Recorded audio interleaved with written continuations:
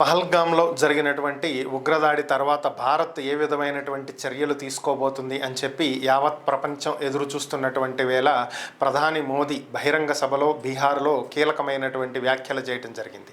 ఇదేంటి అంటే నిన్ననే అంత ప్రకటించారు, ఈ ఉగ్రవాద దాడికి పాల్పడినటువంటి వారిని ఎవరిని కూడా ఉపేక్షించేది లేదు అని చెప్పి సౌదీ అరేబియా పర్యటన నుంచి వెనక్కి వచ్చినటువంటి వెంటనే ఆయన ప్రకటించడం జరిగింది. అయితే ఈరోజు కొన్ని కీలకమైనటువంటి వ్యాఖ్యలు చేశారు.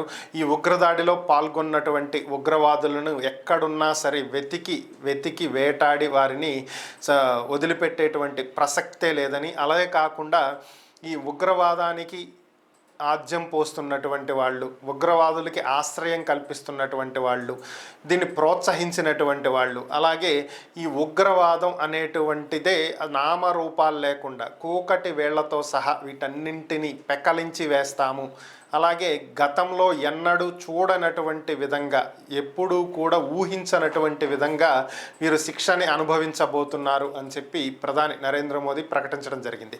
సో దీని గురించే నిన్న కూడా మనం మాట్లాడుకున్నాం. ఏంటి అంటే కేవలం ఈ దాడిలో పాల్గొన్నటువంటి వ్యక్తులు ఒక 3 నుంచి 8 మందో ఒక 10 మందో ఉంటారు.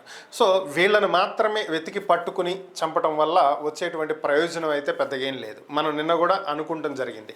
సో వీళ్ళకి శిక్ష పడాలి అంటే ఎలా జరగాలి అంటే, ఇజ్రాయిల్ ఏ విధంగా అయితే హమాస్ మీద దాడి చేసిందో అదే విధంగా, అదే రీతిలో, అదే తీరులో ఖచ్చితంగా దాడి జరిగి తీరాలి. కేవలం ఈ 3తోటో ఈ 10 మందితోటో సరిపెట్టకుండా దీనికి ఆద్యులు ఎవరు, ప్లాన్ చేసింది ఎవరు, వీళ్ళని ప్రోత్సహించింది ఎవరు, వీళ్ళకి ఫండింగ్ ఇచ్చింది ఎవరు, వీళ్ళకి ఆశ్రయం కల్పించింది ఎవరు, ఇలాంటి సంస్థలను తయారు చేస్తుంది ఎవరు, ఇలా పూర్తి స్థాయిలో వీళ్ళ చీఫ్ కమాండర్స్, హై కమాండర్స్ దగ్గర నుంచి వీళ్ళకి ఆశ్రయం ఇస్తున్నటువంటి వాళ్ళు, వీళ్ళని పూర్తి స్థాయిలో వెనకుండి నడిపిస్తున్నటువంటి వాళ్ళు, వీళ్ళకి ఫండింగ్ చేస్తున్నటువంటి వాళ్ళు పూర్తిగా అందరి మీద దాడికి దిగితే తప్ప, అందరినీ పూర్తిగా నామరూపాలు లేకుండా చేస్తే తప్ప ఈ ఉగ్రవాదం అనే దాని నుంచి భారత్ బయటపడేటువంటి అవకాశం లేదని, కేవలం ఈ 10 మందిని చంపితే మరొక కొన్ని రోజుల తర్వాత మరొక 10 మంది తయారవుతారు తప్ప ఇంకేం మిగలదు. కాబట్టి ఇటువంటి వాళ్ళు పాకిస్తాన్లో ఉన్న ఇంకే దేశంలో ఉన్న అవసరమైతే ఆ దేశం వెళ్ళైనా సరే, ఆ దేశం మీద యుద్ధం చేసైనా సరే